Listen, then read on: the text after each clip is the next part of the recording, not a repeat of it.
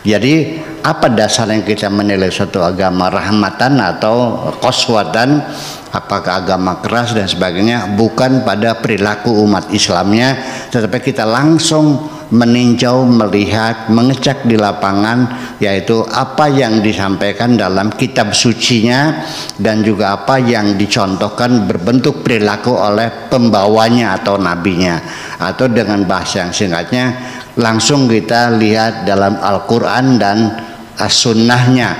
Di situ baru kita bisa menilai.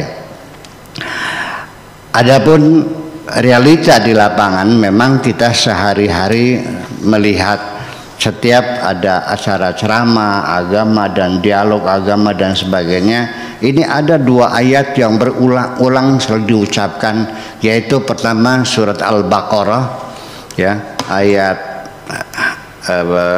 terakhir biasa dibaca di tahlilan, biasanya itu la ikraha fiddin, Al-Baqarah ayat 256 yang selalu dibaca di akhir tahlil, ya, dua, ya, yaitu la ikraha fiddin qad tabayyana rusdu minal ghai. Itu satu. Yang kedua, wa ma arsalnaka illa rahmatan lil alamin, dari surat Al-Anbiya 107. Ini dua ayat ini menjadi dalil utama para mubaligh yang menyampaikan Islam adalah rahmatan lil alamin. Ya, setuju. Tetapi ketika kita melihat realita di lapangan, kekerasan yang terjadi di tengah-tengah umat Islam itu sudah kelihatan muncul dan sangat mengerikan sejak Nabi Muhammad meninggal dunia. Khulafaur Rasyidin mati terbunuh semua kok. Abu Bakarnya mati diracun, Umarnya mati ditusuk, Utsmannya mati dipacok, Ali mati digebukin, istrinya mati digencet, anaknya mati disembelih, ya. Dan sampai sekarang Ade Armando juga dipukulin orang, tapi saya tidak mau berkomentar, ya.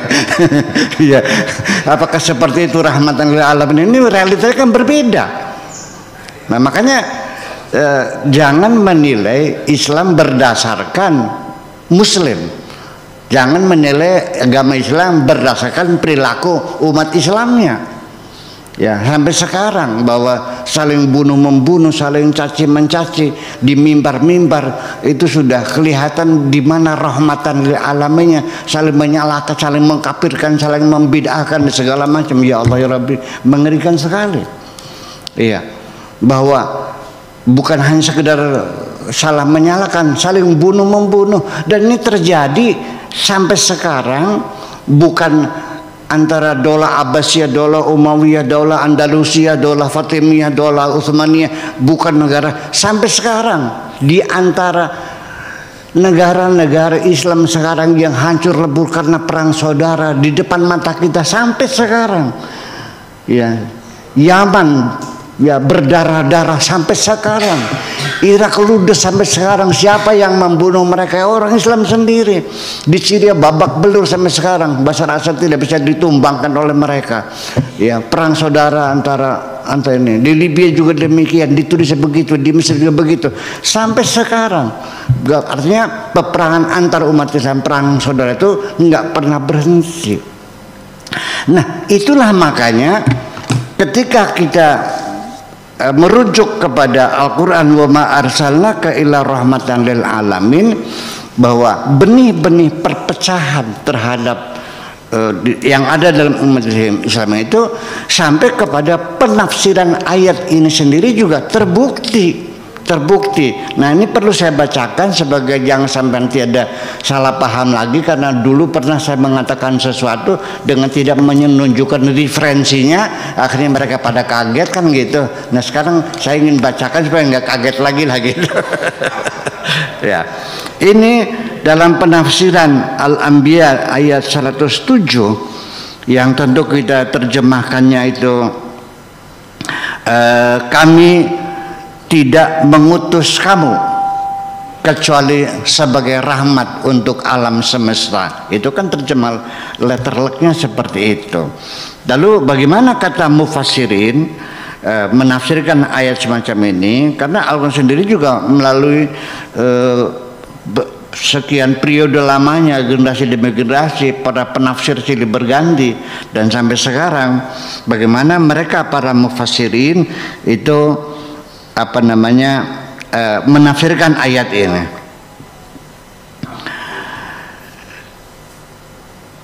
Bismillahirrahmanirrahim. Ya. Wa ma arsalnaka illa rahmatan lil alamin.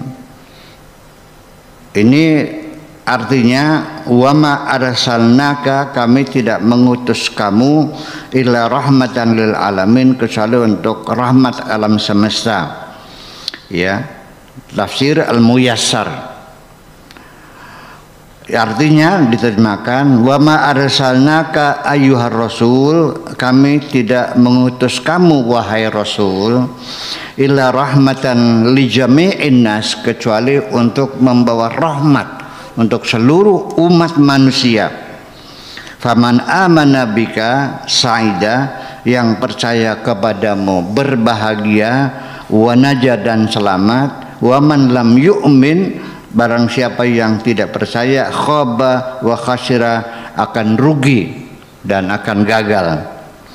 As-Sa'di wa ma, itu tadi tafsir Muyassar. As-Sa'di wa ma arsalnaka illa rahmatan lil alamin, thumma asna ala rasulihi, kemudian Allah menyanjung rasulnya, alladzi jaa bil Qur'an, yang telah membawa Al-Quran. Faqala wa ma arsalnaka illa rahmatan lil alamin, fahuwa rahmatuhu al-muhdad, yaitu rahmat Allah yang dihadiahkan li ibadihi, kepada hamba-hambanya. Ini kata mufassirin.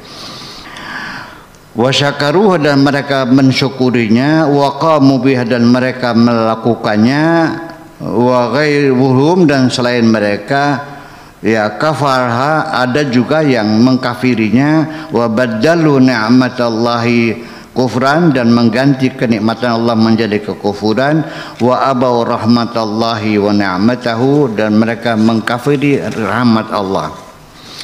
Nah, di Al-Wasit, tafsir Al-Wasit menafsirkan wa ma arsalnaka illa rahmatan lil alamin, tsumma bayyana subhanahu, kemudian Allah menjelaskan anna min madahiri fadlihi, bahwa diantara salah satu anugerah Allah ala nasi, kepada manusia, an arsala ilaihim nabiyahu, yaitu dengan cara mengutus nabinya kepada mereka sallallahu alaihi wasallam, liyakuna rahmatan lahum, supaya menjadi rahmat buat mereka. Faqal, Allah berkata, wa ma arsalnaka illa rahmatan lil alamin, wa ma arsalnaka ayyuhar rasul, kami tidak mengutus kamu wahai rasul, al-karim, yang mulia, bihadadin, dengan agama ini, al-hanafiyyi, al-hanif, yang sangat mudah ini, ya, wa huwa dinul Islam, itu agama Islam,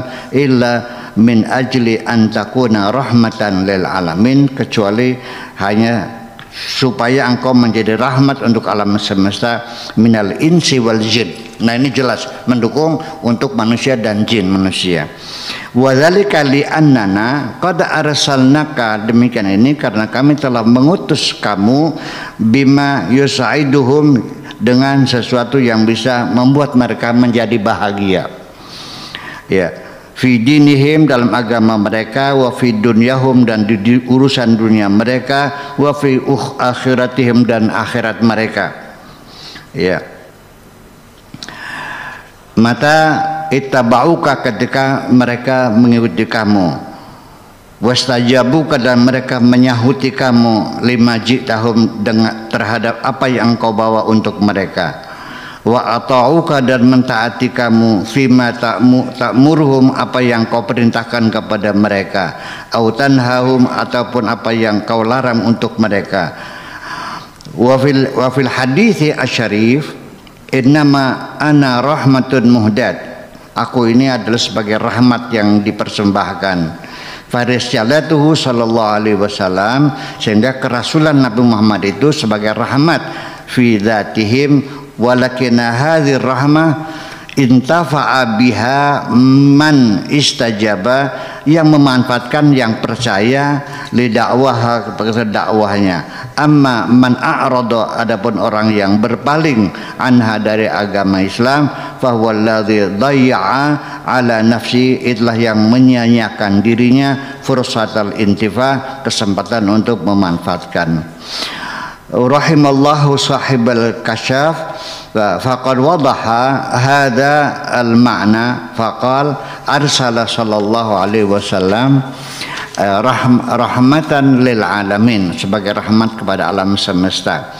Li'annahu ja'a bima yus'iduhum, karena dia datang dengan sesuatu yang membuat mereka bisa bahagia. Ittaba'u, ketika mereka mengikutinya. Wa man khalafa wa lam yatabi fa innama ata min 'indi nafsihi, semata-mata datang dari dirinya sendiri. Haitsu dayyan nasibahu, karena dia menyia-nyiakan bagiannya. Wa mithalahu, dan percontohannya, an yufajjirallahu alaina ya ghadifahu ay kabirata adbihi fayusqi nasan zar'aha, ya, seperti rahmatnya ini ibaratkan seperti hujan lebat yang bisa untuk menyirami tanaman mereka, tetapi ada juga orang yang tidak pandai memanfaatkan air hujannya itu, akhirnya terbuang sia-sia dan semacam itu. Nah, yang jadi pertanyakan di sini banyak sekali ya. Jadi artinya di antara tafsir ada yang mengatakan berlaku untuk, nggak usah dibaca seluruhnya, nah, berlaku untuk seluruh umat manusia. Ada lagi menafsirkan lil alamin itu hanya untuk orang-orang yang beriman. Jadi rahmat bukan untuk semua manusia, tapi hanya untuk orang-orang yang beragama Islam secara eksklusif. Ya ini, jadi bibit-bibit ini seperti ini. Seperti juga saya pernah berdialog dengan Dr. Kursyab melalui virtual juga. Wa ma ja'alnakum syu'uban wa qabaila lita'arafu. Ini ayat Al-Qur'an juga, bahwa kami menciptakan bersuku-suku, berbangsa-bangsa supaya ada kerjasama. Ini di tafsir-tafsir referensi besarnya itu kerjasama antara umat Islam, bukan antara manusia secara eksklusif. Nah, pengertian eksklusif ini sampai dalam dialog saya dengan para kiai di kampung ini, yaitu memang kita disuruh berbuat baik, tapi kepada sesama umat Islam. Kalau berbuat baik kepada orang kafir nggak ada kebaikannya. Ini kita pernah dulu dengan seorang kiai di kampung sendiri, di kampung saya sendiri. Jadi bagaimana hukumnya ketika ada orang Nasrani sedang kelaparan, lalu saya kasih makan, ada pahalanya enggak? Ini kita jangan dulu bicara rahmatan lil alamin ya. Ini contoh kecil aja. Dijawabnya tidak ada pahalanya, malah kita mendapat dosa. Lah, jadi alasannya apa?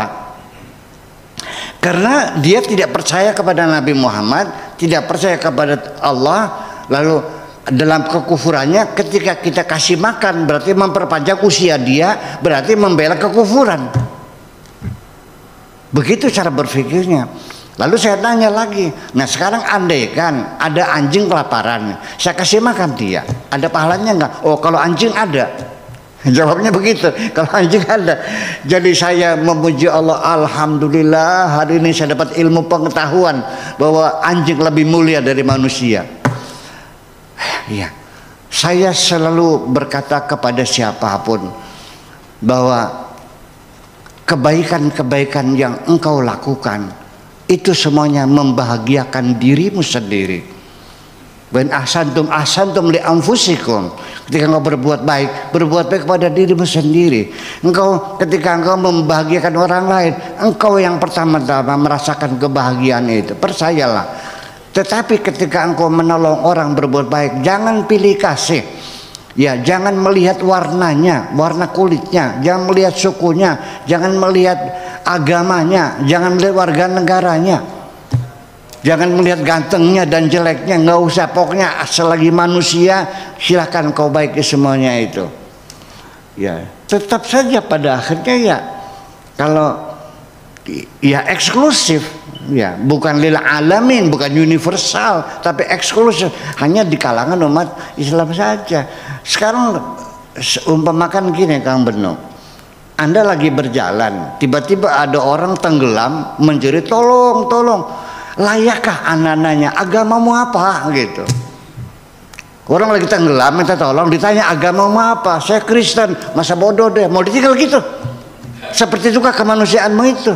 Nah ini jadi persoalan, bahwa ini saya ingin mengasih tegaskan juga pertama-tama bahwa kita manusia dihormati oleh Allah itu adalah karena kita sebagai manusia, bukan warga negaranya apa, bukan agamanya apa.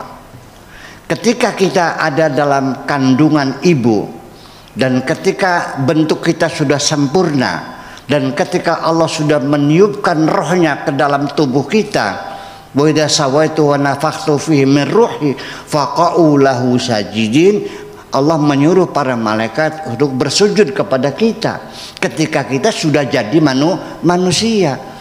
Karena ketika saya ditiupkan roh dari Allah dan jadi manusia, malaikat suruh hormat kepada kita, faqa'u lahu sajidin. Saya warga negaranya apa? Saya mau nanya dulu. Ketika saya masih dalam perut, saya warga negaranya apa? Belum ada warga negara. Saya agamanya apa? Belum ada agama. Tapi saya sudah jadi manusia dan sudah dihormati oleh Allah. Oleh karena saya lahir di Indramayu, maka saya mendapat hak kewarganegaraan Indonesia. Jadi pertama-tama saya adalah Indonesia, warga negara Indonesia. Setelah saya balik 15 tahun baru saya mendapat klaim sebagai muslim. Jadi pertama saya warga negara Indonesia, kedua agama saya agama Islam. Tetapi kapan-kapan bisa saja warga negara berganti. Betul nggak? Ada nggak orang Indonesia warga negaranya berganti Amerika? Ya, warga negara Perancis. Kayak Anggun itu katanya sudah warga negara Perancis. Iya. Anggun udah ya warga negara Perancis. Kemudian banyak teman-teman saya juga warga negara London di sana, banyak. Ya. Kemudian agama, ada nggak orang berganti agama? Dari Islam pada Kristen, Kristen pada Islam, dari Hindu pada Buddha, Buddha pada Islam. Berganti agama nggak banyak kan? Tapi manusia bisa berganti nggak? Saya tiba-tiba jadi kunyuk gitu, bisa? Ya kan nggak bisa, tetap permanen saya manusia. Maka hormatilah manusia, jangan melihat sukunya, jangan melihat warga negara, jangan melihat agamanya. Semua manusia kau baik semuanya ini mental nggak bisa. Ya, ada kebencian-kebencian semacam itu. Nah, kemudian ini kita bukan dasar ya. Kemudian yang kedua ayat Al-Baqarah 256 ini, la ikraha fiddin, para mufassir banyak yang mengatakan bahwa ayat ini mansukh. Mansukh itu artinya sudah direvisi, sudah dihapus, tidak diberlakukan lagi. Bayangkan dengan modus semacam itu, teori nasikh dan mansukh ini teori yang sangat tidak nyaman bagi saya. Masa ayat Al-Quran direvisi? Memangnya siapa Anda merevisi ayat Quran? Ya, Nabi sendiri kan artinya nasakh dengan hadis. Di sini di apa namanya, satu sajalah saya bacakan sebagai bukti penafsirannya, bahwa al-qaulu fi ta'wil qaulihi la ikraha fid din qad tabayyana rusdu minal ghayy, tidak ada paksaan dalam agama. Qala Abu Ja'far, ikhtalafa ahlu ta'wil berbeda pendapat fi makna dzalika, memaknai ayat ini. Faqala ba'duhum nuzilat hadhil ayat ini diturunkan fi qaumin minal ansar, untuk orang ansar, kaum ansar, au fi rajulin minhum, atau diturunkan untuk seorang lelaki di antara mereka, kana lahum aulad, yaitu dia punya banyak anak, qad hawaduhum, sudah menjadi orang Yahudi, au nasaruhu, atau Nasrani. Falamma ja'allahu bil Islam, ketika Allah menurunkan agama Islam, aradu ikrahahum, ingin memaksakan anak-anaknya alaihi, kepada dia. Artinya ingin, punya maksud ingin memaksakan anak-anaknya suruh masuk Islam. Ya, faminhum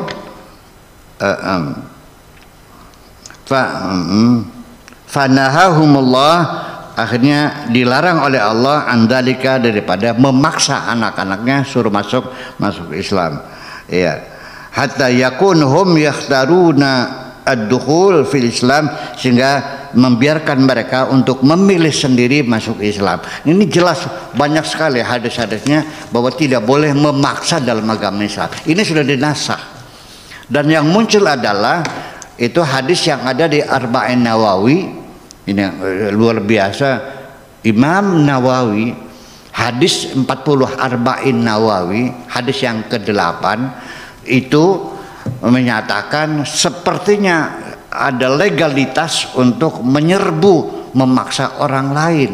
Dengan hadis nabinya, umirtu an uqatilan nas hatta yaqulu la ilaha illallah, aku diperintahkan untuk memerangi umat manusia sampai mereka mengatakan la ilaha illallah, wa yuqimus salata, dan mendirikan salat, wa itu zakat, dan membayar zakat, wa in fa'alu dzalika, kalau mereka melakukan itu, membaca syahadat, salat dan zakat, asamu minni dima'ahum wa amwalahum, dijamin akan aman nyawa mereka dan harta mereka. Kalau tidak nurut gimana? Ya dihabisin. Sepertinya hadis ini menjadi legalitas bagi mereka yang melakukan kekerasan macam itu. Padahal di hadis ini sendiri ada penafsiran bahwa yang dimaksudkan dengan umirtu an uqatilan nas, aku disuruh merangi manusia, itu bukan seluruh umat manusia, tapi orang-orang Mekah yang dulu memusuhi Kanjeng Nabi. Nah ini pun penafsirannya diabaikan. Nah ini satu hal yang semacam ini, artinya perlu kita mulai, bukan hanya perdebatan dalil-dalil, tapi cobalah kita bersama-sama dengan pemerintah mulai dari pendidikan. Sebab kalau seandainya bagaimanapun, tapi kalau buku-buku yang semacam ini masih tetap mereka baca, ya tetap tidak akan berubah. Jadi silabus-silabusnya kita desain sekali lagi supaya anak-anak kita ini menjadi rahmatan lil alamin yang betul-betul ya. Sebab kalau tidak mereka baca sendiri. Saya sendiri juga membaca kitab fikih itu, Nabi Muhammad menyuruh orang menyuruh orang yang dihukum potong tangan itu, setelah dipotong tangannya lalu disuruh tangannya yang potong itu digantungkan ke lehernya. Bayangkan, mana mungkin Nabi menyuruh semacam itu, tapi di pelajarannya ada kata-kata semacam itu. Kemudian yang kedua lagi yang perlu kita soroti, bahwa umat Islam sejak lama sudah bergeser dalam beragama. Ternyata mereka mengabdi kepada Allah itu pengabdian yang sifatnya bergeser ya, terjebak pada ibadah-ibadah seremonial dan ibadah-ibadah ritual. Tetapi mereka meninggalkan ibadah-ibadah sosial yang justru malah menjadi inti beribadah, inti beragama adalah ibadah sosial.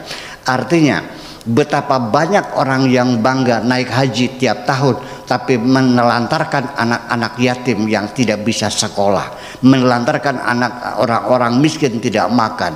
Mereka bangga dengan ibadah hajinya setiap tahun, dengan sholatnya, sampai simbol-simbol keagamanya, dengan ngewer-ngewer tasbih setiap hari, tapi anak yatim tidak dikasih makan.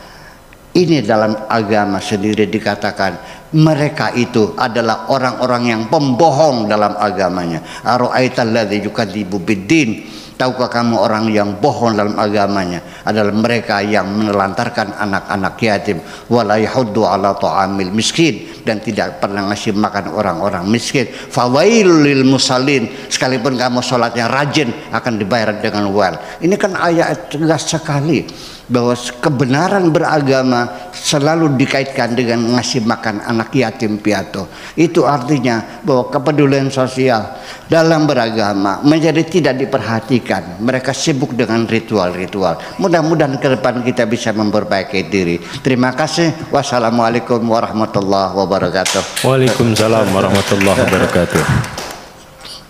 Amin amin ya rabbal alamin. Masya Allah, luar biasa Buya ya, sangat syarat sekali dengan ilmu dan view-view baru nih buat kita juga ya teman-teman ya. Jadi bagaimana kemudian rahmatan lil alamin menurut Buya tadi bukan diukur dari perilaku para pengikut agama, tetapi di mana para pengikut agama itu bukan merupakan representasi dari agama itu sendiri ya Buya ya.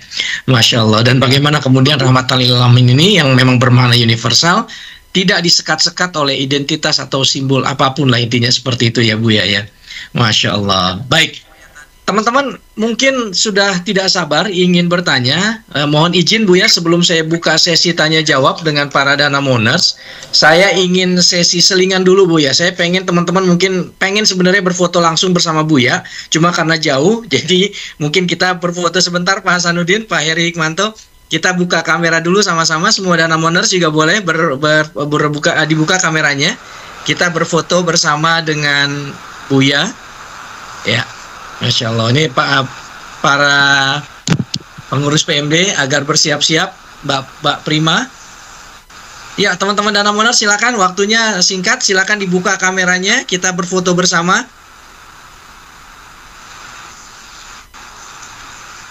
Ya, siapa ini yang pimpin? Bu Prima sudah siap? Oke, Bu Prima? siap.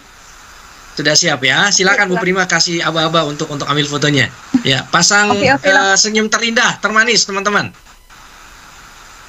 Ya, 1, 2, 3, cekrek. Pas foto, gaya pas foto. 1, 2, 3.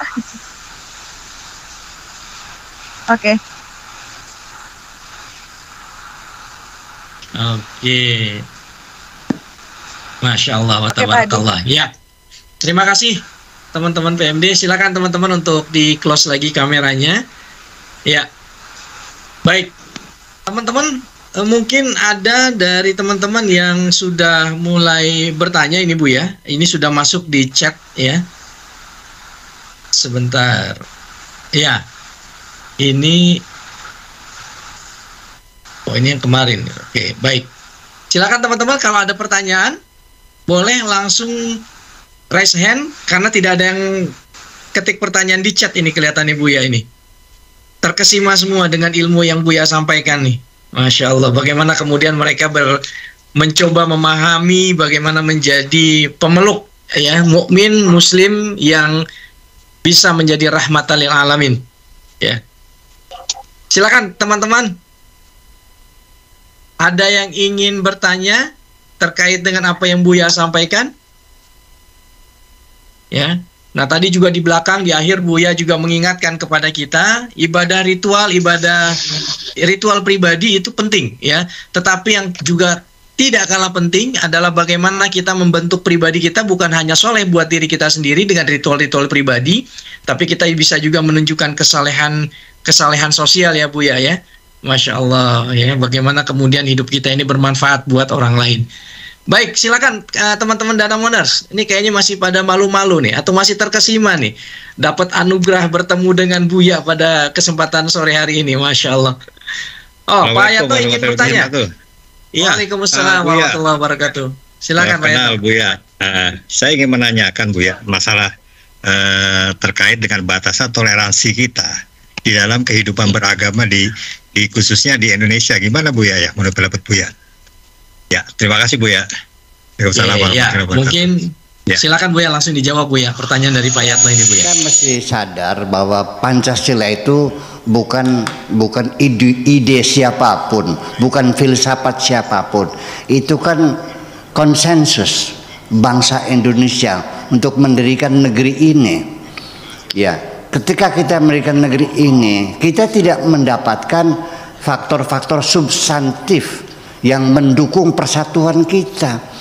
Kita bangsa Indonesia, agamanya tidak sama, sukunya tidak sama, geografisnya tidak sama. Aceh dengan Irian, di mana dengan Maluku, dengan dengan Jawa dan Sumatera. Ya, kepulauan berbeda-beda, rasnya berbeda-beda, suku berbeda-beda, agama berbeda-beda. Yang bersatukan kita nggak ada. Lalu kita sepakati Pancasila sebagai alat pemersatu. Nah, secara syariat kesepakatan itu harus kita hormati. Nggak boleh kita itu berkhianat kepada kesepakatan. Ya sudah, Pancasila sebagai dasar negara kita. Jadi artinya di Pancasila diberikan kebebasan seluruh warga negara Indonesia untuk memilih agama yang diyakininya. Lalu yang jadi masalah apa? Ya, ketika ada salah satu orang yang mencoba mengganti Pancasila dengan ideologi apapun, apakah agama, apakah nasionalisme, apa komunisme atau apapun, ketika Pancasila akan diganti dengan ideologi agama dan apapun, ini sama saja ingin membubarkan negeri ini persoalannya. Jadi kita sebatas kita sebagai bangsa Indonesia, ya kita menghormati agama orang lain, ya kita juga menghormati agama kita sendiri dan juga agama orang kita hormati.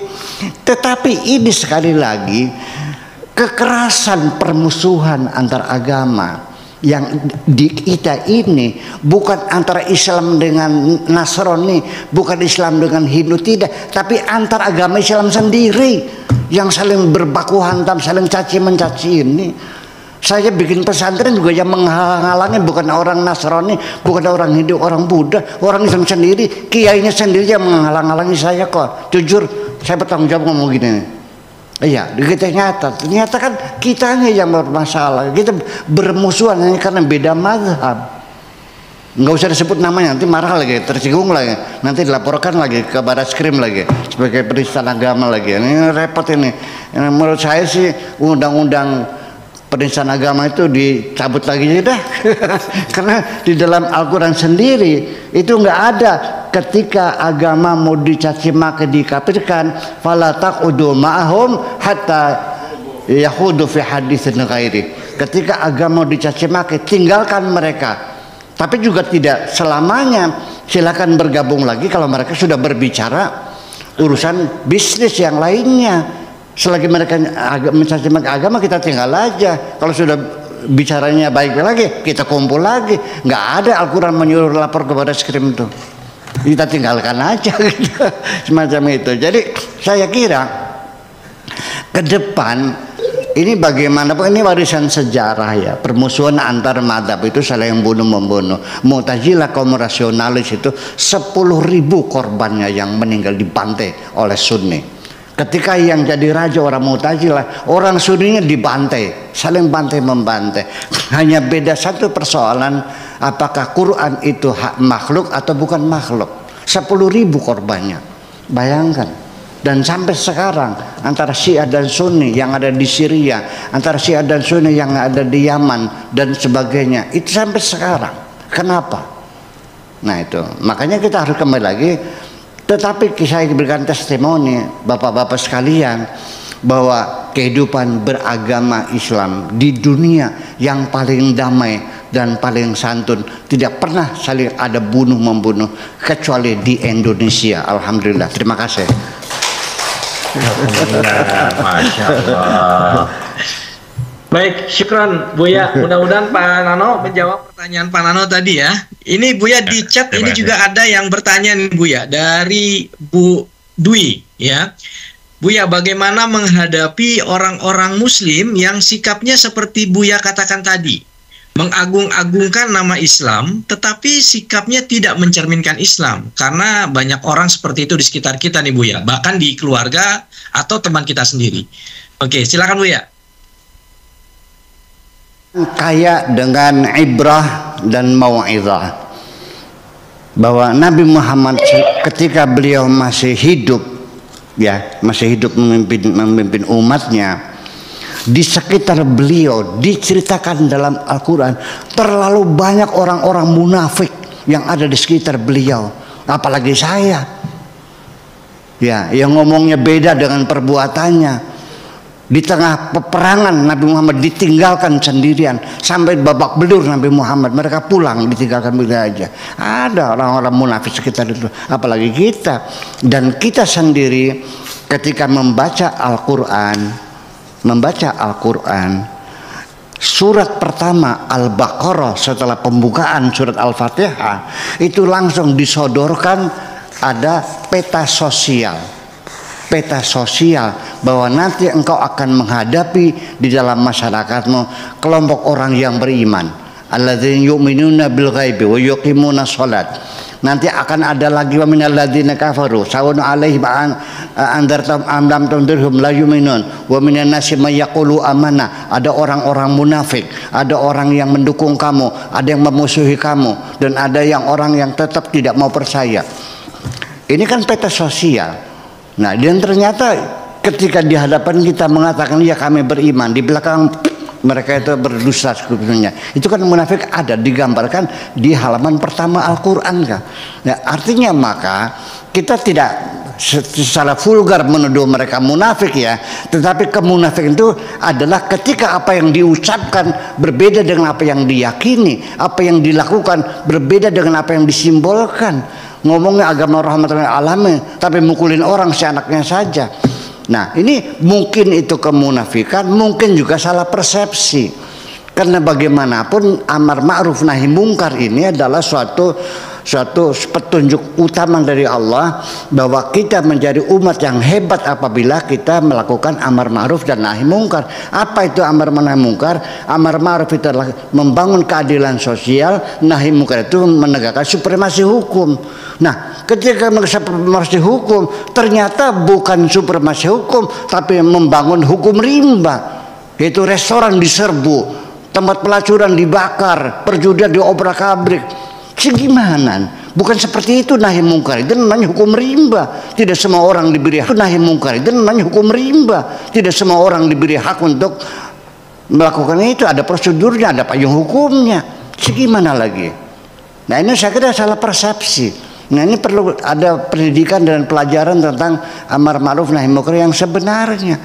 Masa orang buka restoran diobrak-abrik, buat nasinya dibuang-buangin hanya karena bulan puasa, karena tidak menghormati. Ini Anda siapa? Polisi bukan, tentara bukan, kok bisa ngerusak rumah makan orang lain? Kalau semua orang diberikan kebebasan, itu terjadilah kekacauan. Ya, yang berhak yang menerima adalah polisi dong, pemerintah, bukan kamu. Enak aja, gimana sih? Kemudian juga orang se-Jakarta, apa harus puasa semua?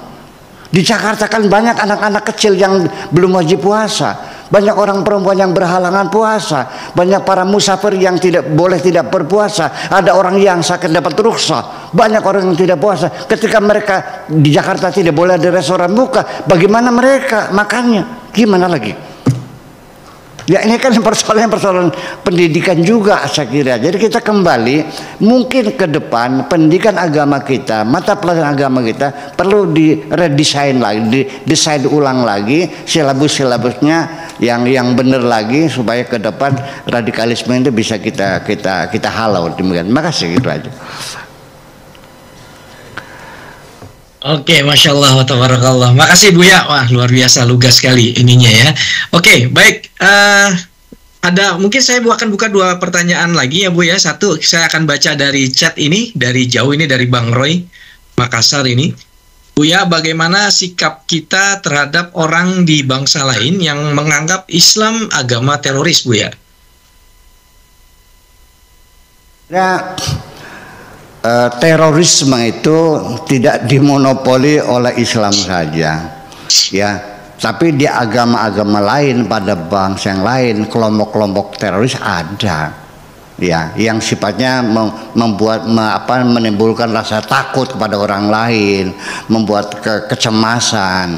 Dan biasanya terorisme itu awal-awal munculnya adalah ketika ada sekelompok orang berjuang ingin merdeka, tapi tidak pernah diperhatikan oleh dunia, maka dia melakukan teror itu untuk menarik perhatian dunia terhadap apa yang mereka perjuangkan. Seperti orang-orang Palestina, itu mereka melakukan teror itu untuk supaya menggugah dunia untuk memperhatikan perjuangan mereka yang selama ini mereka tidak dibuka komunikasinya dengan dunia. Karena komunikasi pers itu di tangan Amerika semuanya sampai sekarang ini. Nah, itulah makanya. Jadi di agama manapun ada kelompok teroris, ada di dunia manapun ada, bukan hanya umat Islam saja. Hanya saja karena umat Islam ini mungkin ya karena sekarang dalam posisi yang lemah, ya, bahwa terorisme dalam diri kita sendiri sini, kita nggak usah pada orang lain, dalam diri kita sendiri. Kalau kita melihat dari kajian psikologis Sigmund Freud, di dalam diri kita sendiri ada dibekali ada 2 insting oleh Tuhan. Namanya satu insting of destruction, yang kedua adalah insting of survive. Ya, insting untuk mempertahankan hidup dan insting untuk merusak. Jadi ada insting merusak. itu muncul pada kita dalam keadaan marah. TV yang baru dibeli seminggu udah kita hancurin lagi, piring kita pecah, pintu kita tendang, istri kita tampar. Itu terjadi pada diri kita sendiri, bahwa instinct of destruction itu ada pada diri kita sendiri, apalagi pada komunitas-komunitas di dunia ini. Maka ada kelompok ekstrim, kelompok kanan, kelompok kiri, kelompok teroris dan sebagainya, ada kelompok yang lembut, ada itu beragam, semua ada. Hanya saja sekarang karena umat Islam memang sekarang khususnya sejak Arab Spring ya sampai sekarang sedang lagi terjadi banyak kekerasan dari mulai Saddam Hussein, Gaddafi, Bashar Assad dan sebagainya. Nah maka mereka menyebutkan bahwa Islam itu agama teroris. Saya kira tidak benar juga, dan kita kalau kita ingin membuktikan Islam bukan agama teroris, yuk kita sendiri bukan berargumentasi, bukan berdebat, tapi dengan memperbaiki diri kita sendiri. Terima kasih. Masya Allah, ya luar biasa. Ya, jadi kita bisa memberi contoh ya Bu ya, bahwa kita pengikut Islam adalah betul-betul merefleksikan rahmatan lil alamin. Baik. Bu ya, Masya Allah, ini kayaknya waktunya memang kurang nih Bu ya sebenarnya, cuma memang karena kita terbatas dan kita paham Bu ya juga dengan segala kesibukannya, Masya Allah.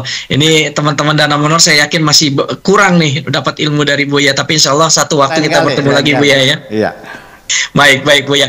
Terima kasih Bu ya atas ilmu yang diberikan kepada kami para Dana Moners. Mohon izin Bu ya, sebelum barangkali nanti Bu ya menutup ini dengan doa, boleh berkenan Bu ya untuk memberikan 2 pertanyaan untuk Dana Moners supaya bisa ada ini Bu ya, selain oleh-oleh rohani ada oleh-oleh juga bingkisan dari PIM PMD Bu ya. Silakan Bu ya. Pertanyaan berhubungan apa untuk peserta Bang Danamon? Pertanyaan saja dari materi Pertanyaan. ke yang Bang Danamon. Pertanyaan dari siapa? Dari untuk Bang Danamon. Iya, untuk Bang Danamon Syariah ya. Iya, yang ikut ini. Pertanyaan seperti apa umpamanya? Terserah Bu ya, dari materi yang tadi aja. Oh iya. Ya, jadi pertanyaannya ketika Bang Danamon apalagi yang mendapat label tanda kutip syariah gitu. Yang saya tanyakan sejauh mana kepedulian sosialnya kepada anak-anak yatim yang ada di sekitar kita ini ya. Karena bagaimanapun agama kita disebut bohong kok. Ara'aital ladzi yukadzibu biddin fadzalikal ladzi yad'ul yatim. Begitu kita menelantarkan anak yatim, agama kita bohong. Saya kira Bang Danamon nanti bukan hanya berbuat untuk dirinya, tapi juga Bang Danamon Syariah bisa menjadi percontohan di negeri ini. Terima kasih, gitu aja. Amin, Masya Allah. Terima kasih Bu ya, itu pertanyaan sekaligus doa, dan insya Allah kita juga melakukan kegiatan itu Bu ya. Ya, ada beberapa program-program yang juga kita berbagi dengan anak-anak yatim. Baik Bu ya, karena waktunya sudah mepet Bu ya, mohon perkenan Bu ya untuk memimpin doa untuk menutup acara ini Bu ya.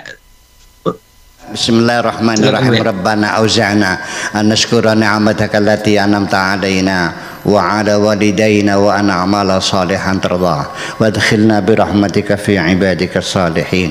Rabbana atina fid dunya hasanah wa fil akhirati hasanah wa qina adzabannar. Wa sallallahu ala sayyidina Muhammadin wa ala alihi wa sahabatihi ajma'in. Subhana rabbika rabbil izzati amma yasifun wa salamun alal mursalin walhamdulillahi rabbil alamin. Assalamualaikum warahmatullahi wabarakatuh.